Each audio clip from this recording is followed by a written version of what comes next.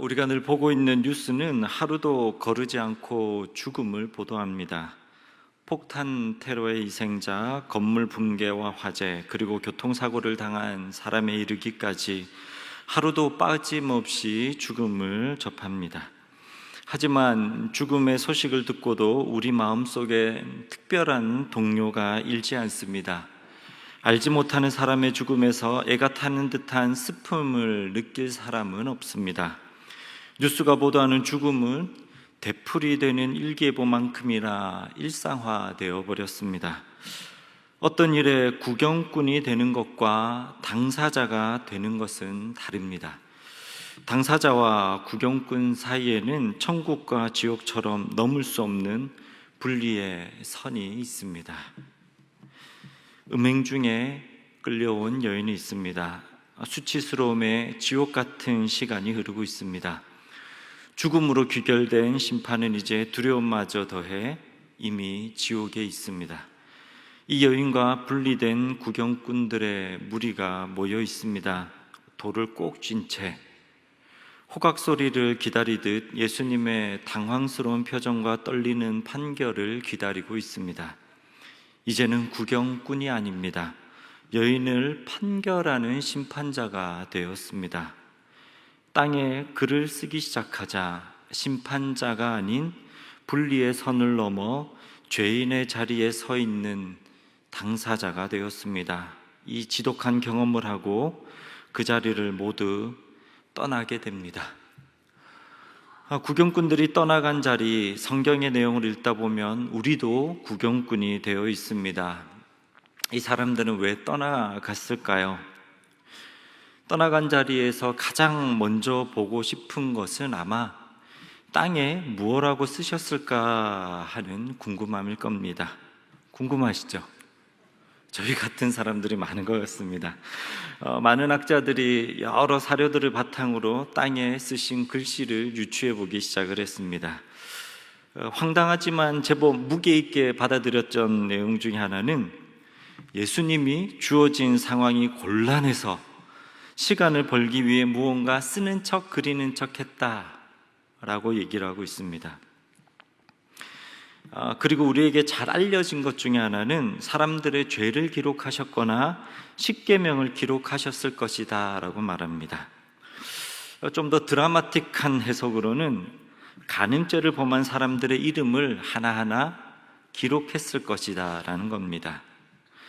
그래도 가장 근사한 해석은 출애굽기 23장 1절에 악인과 연합하여 위증하는 증인이 되지 말며 라는 성경 구절을 기록했거나 예레미야 17장 13절에 나오는 무릇 여호와를 떠나는 자는 흙에 기록되오리니 라는 말씀을 기록하셨을 것이다 라는 해석입니다.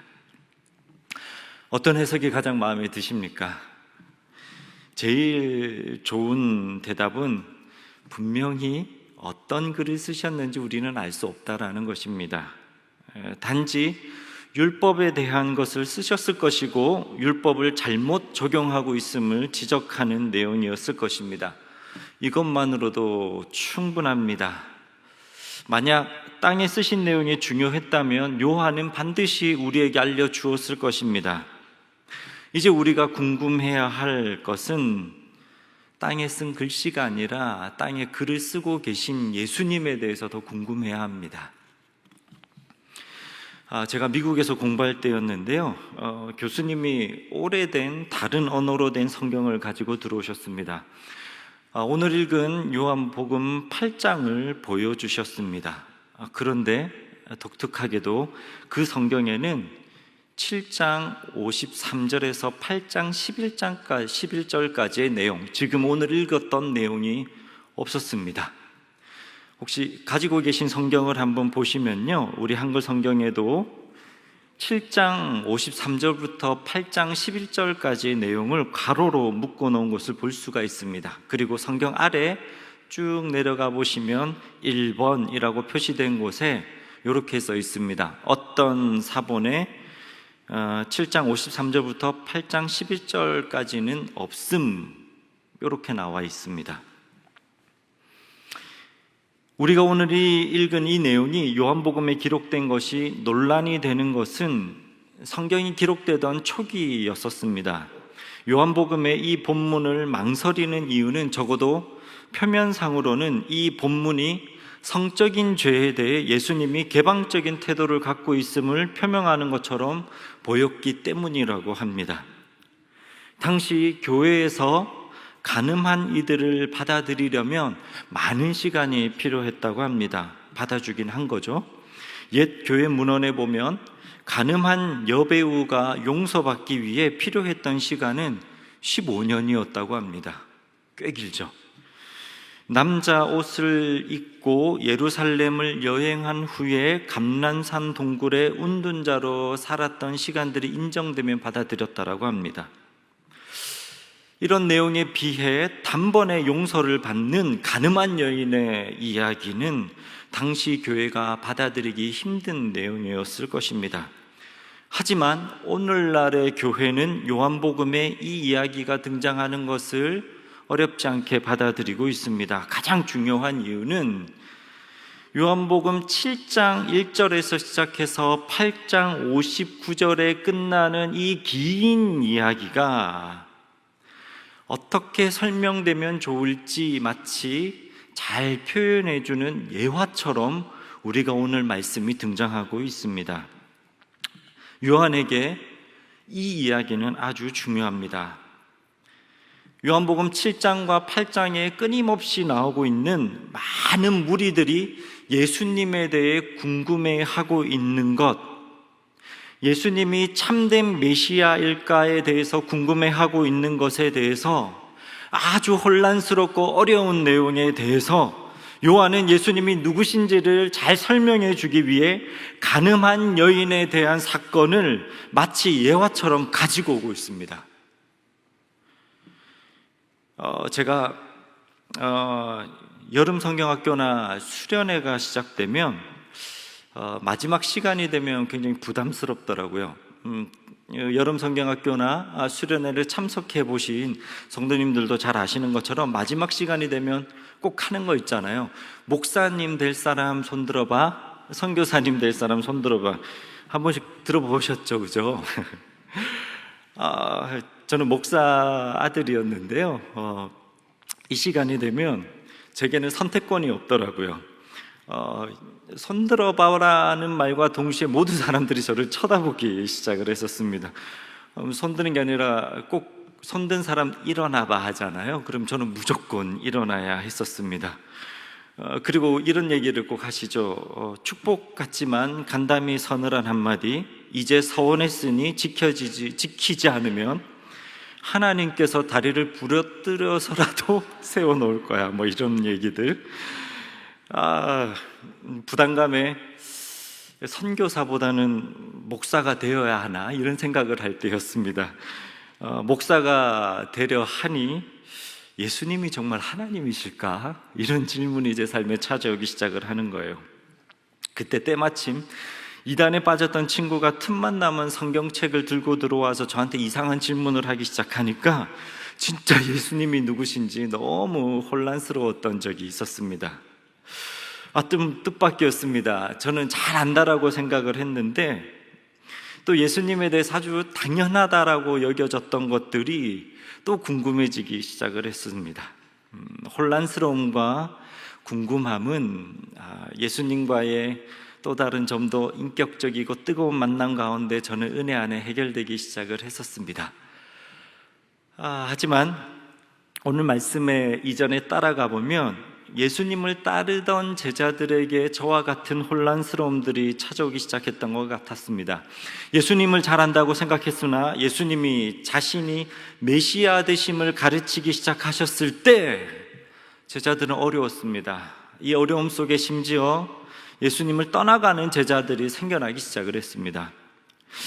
그냥 랍비라면, 뛰어난 스승이라면, 혁명가라면 어렵지 않게 받아들일 만한 것들이었는데 영적인 말들을 하기 시작하니까 어려워지기 시작했습니다. 제자들이 그럴 만한 것, 또 주변의 무리들이 예수님에 대해서 어려워할 만한 것들, 이상하게 여길 만한 것들, 그리고 예수님이 받아들여지지 않을 만한 당시의 상황들은 충분히 이해가 됩니다. 당시에 자신이 메시아라고 말하는 사람들이 예수님 외에도 제법 있었습니다. 한국에도 제법 활동하는 메시아가 40명가량 된다고 합니다. 얼마 전에는 그 정명석이라는 교주가 성폭행범에게 채워주는 전자발찌를 차고 메시아가 지고 있는 십자가라고 말하는 어이없는 기사도 들은 적이 있습니다. 유대인들 가운데도 메시아라 여겨졌던 하스몬 왕가가 있었고, 정의로운 스승이라 불리우는 한 메시아도 있었고, 바르코바라는 혁명적 메시아도 있었습니다. 예수님이 메시아라는 사실 앞에 제자들 뿐만 아니라 많은 무리들이 이상히 여기고 궁금해 할 수밖에 없었을 것입니다. 이 궁금한 무리들은 시간이 지나며 구분되기 시작했습니다. 마치 가늠한 여자를 둘러싸고 있었던 무리들 같습니다.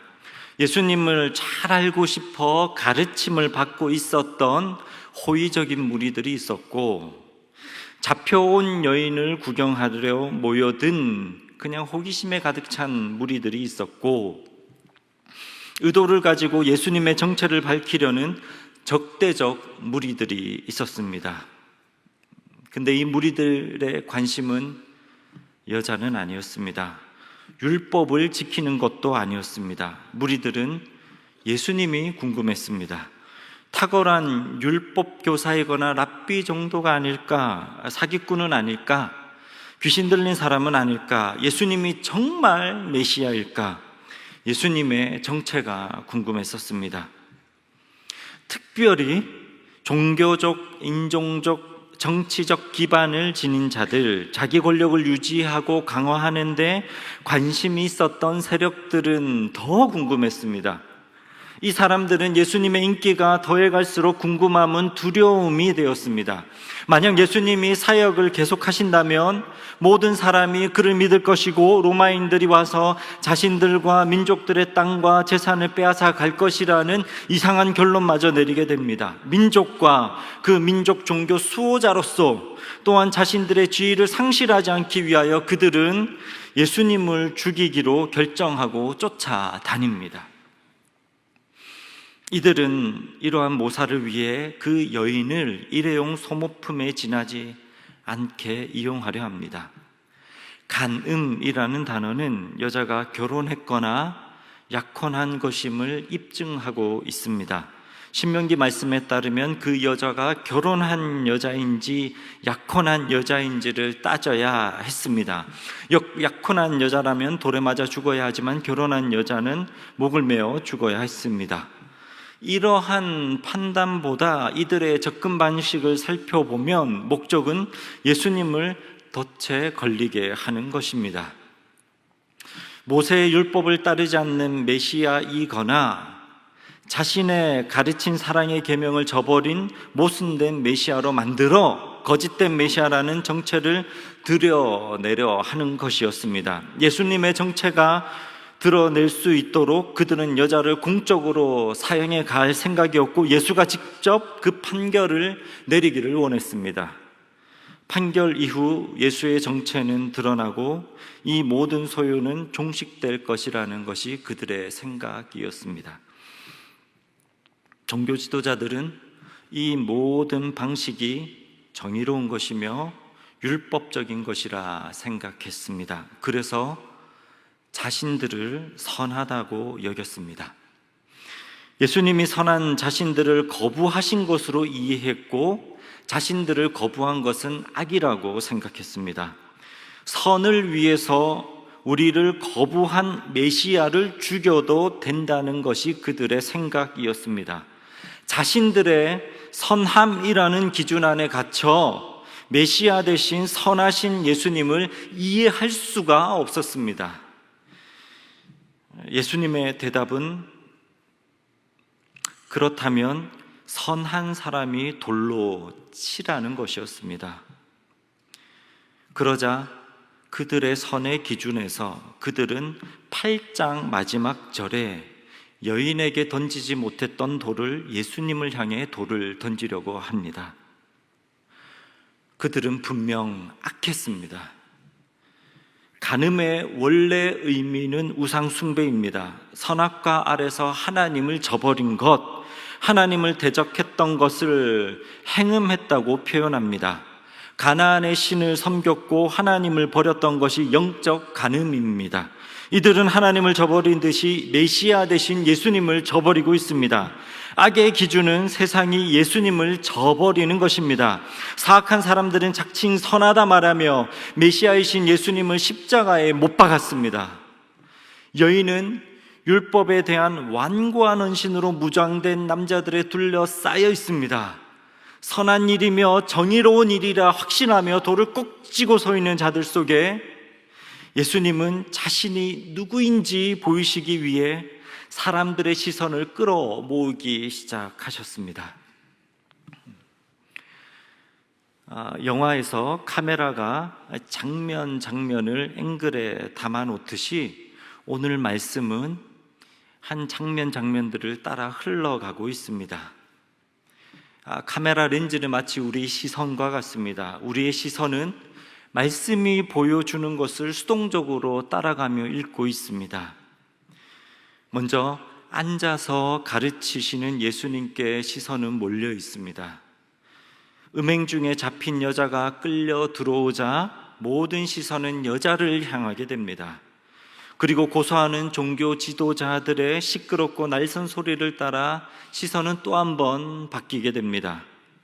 이때 예수님의 시선은 무리들의 시선을 땅으로 끌고 가십니다. 그리고 죄 없는 자가 돌로 치라 말씀하시자 무리들의 시선은 서로를 바라보게 됩니다. 그리고 다시 시선을 끌어모아 땅을 향하게 하십니다. 결국 마지막 시선은 자신을 향하게 되고 사람들은 떠나가게 됩니다. 여자만 남았습니다. 종교 지도자들의 율법적 시선만 피해 은밀한 곳에서 음행하며 살았던 여자의 삶이었습니다. 눈에 띄지 않으면 되는 삶이었습니다. 율법을 잘 지키고 있는지 그렇지 않은지 죄가 드러나지만 않으면 괜찮은 삶이었습니다. 함께 음행했지만 도망가버린 남자처럼 율법의 심판대만 잘 피하면 되는, 시선만 잘 피하면 되는 삶이 여자의 삶이었습니다. 율법에 쏘는 것과 율법을 가지고 정죄하려는 모든 사람들의 시선은 다 돌아가 버렸습니다. 율법은 이제 다 피했습니다. 잘 피했습니다. 이제 여자를 찾아온 것은 율법이 아닌 예수님의 말씀이었습니다. 가서 다시는 죄를 범하지 말라. 이제 예수님의 시선을 따라 살아야 합니다.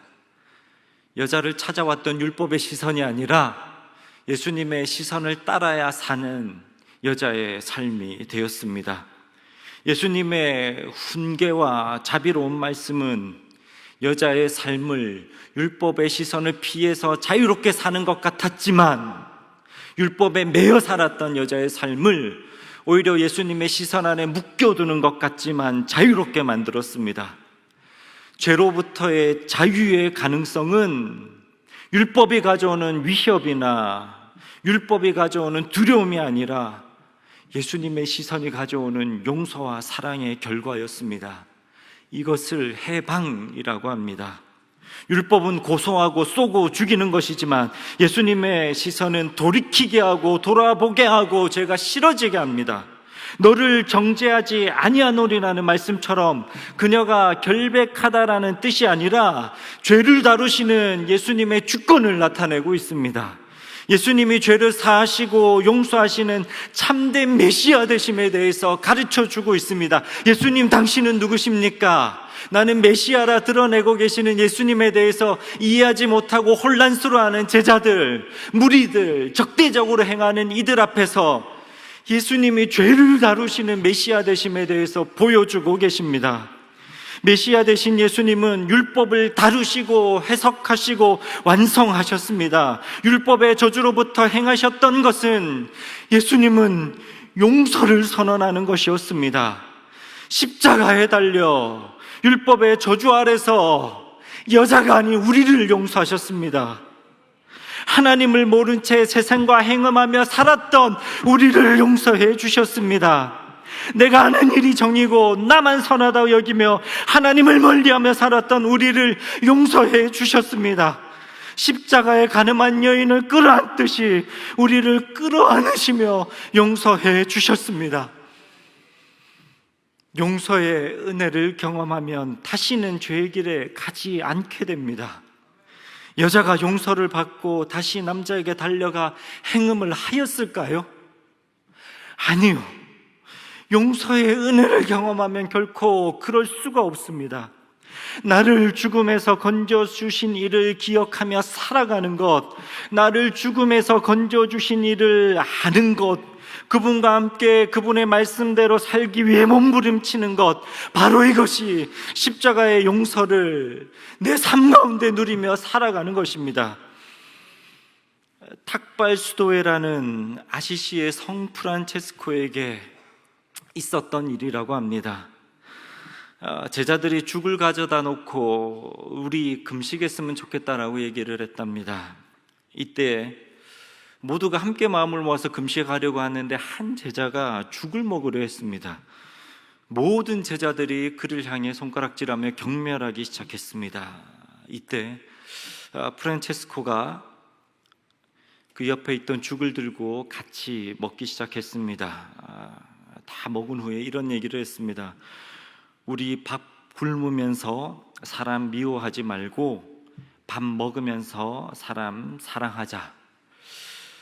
예수님의 십자가의 사랑을 경험한 사람은 이전의 방식이나 어떤 내가 가지고 있는 내 안의 상식적 어떤 율법적 규율을 가지고 그곳에 매여 살지 않습니다.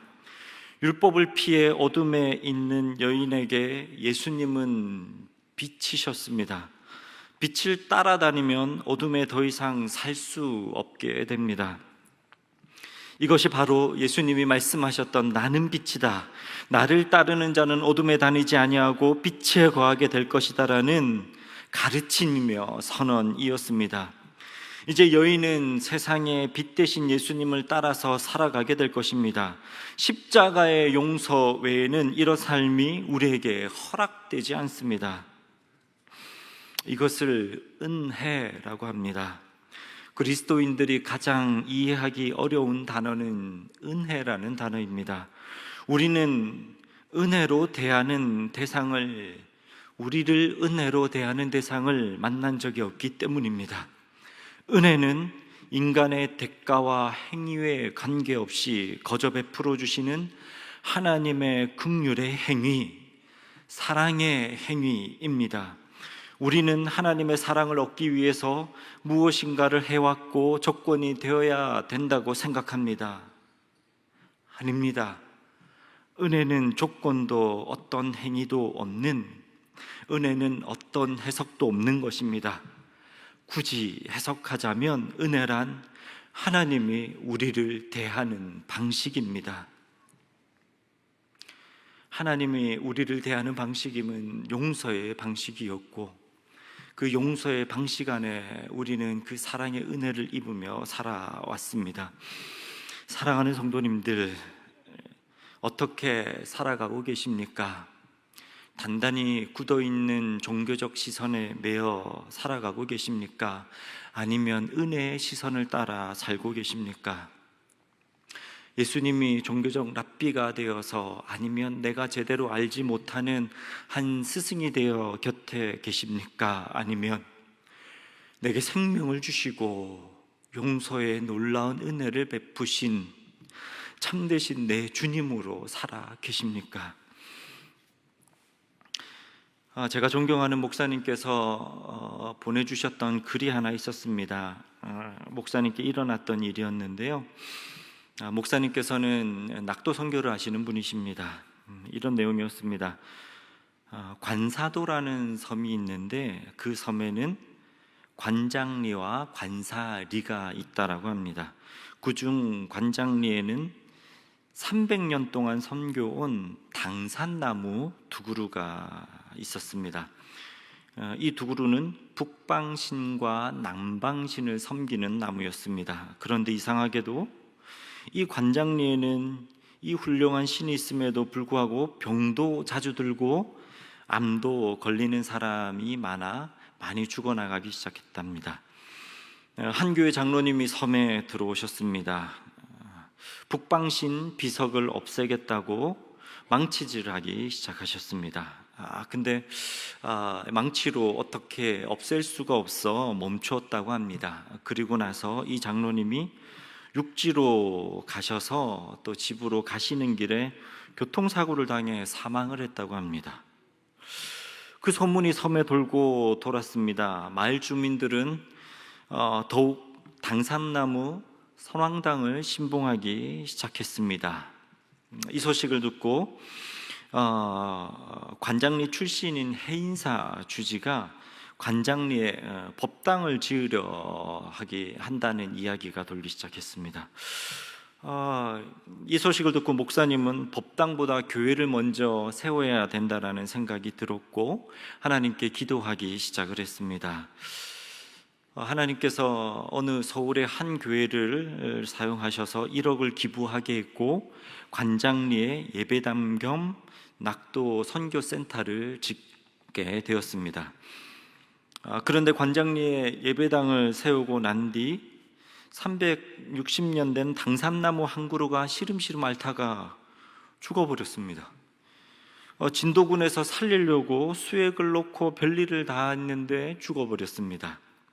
그래서 그 나무를 베고 새로 정리사업을 하려 했지만 군청 직원도 마을 주민도 무서워서 할 수가 없었습니다. 그래서 목사님이 직접 포크레인을 몰고 당산나무를 베고 북방신, 남방신 비석, 우상을 찍어 땅에 다 묻어버렸다고 합니다. 이런 신나는 일들 가운데 목사님의 마지막 글귀는 이런 내용이었습니다. 예배당 하나가 섬에 서면 주민들이 변화되고 귀신이 물러갑니다. 예배당이 세워진 섬의 은혜를 기억하며 보내주셨던 글이 너무 좋았습니다. 오늘 말씀을 읽는데 이 글이 생각이 났었습니다. 오늘 읽은 말씀 또한 은혜의 장막을 기억하던 날 주셨던 말씀이었습니다. 물이 넘쳐 흐르고 빛들이 들려지던 초막절이라는 시간이 유대인들에게 찾아왔을 때였습니다. 초막절은 광야에서 장막을 치고 살았던 하나님의 은혜를 기억하는 절기입니다. 예수님이 초막절에 찾아왔고 우리 가운데 장막을 치신 하나님의 아들이 되셨던 날, 그 예수님께서 이 이야기를 쏟아내 주셨습니다. 장막처럼 각 사람들의 삶을 찾아가셔서 그들 안에 거하시며 주인이 되어 주시는 하나님을 기억하게 하고 예수 그리스도로 살아가게 하시는 초막절에 있었던 내용입니다.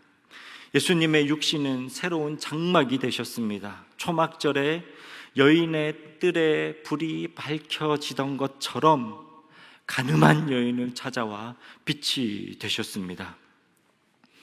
이렇게 예수님은 우리의 삶도 찾아오셨습니다. 가늠한 여인을 찾아오시듯 우리를 찾아오셨습니다. 죽음의 삶, 지독한 삶, 수치스러운 삶, 막막한 삶, 버려진 삶을 살던 인생에 은혜의 장막을 세우시고 우리를 빛으로 인도하시며 어둠 속을 걸어나와 빛으로 살아가게 하셨습니다. 비록 지독한 죄의 권세가 우리를 넘어뜨리려 해도 십자가의 더 놀라운 사랑의 권세가 우리를 은혜의 자리에 머무게 할 것입니다. 함께 기도하겠습니다.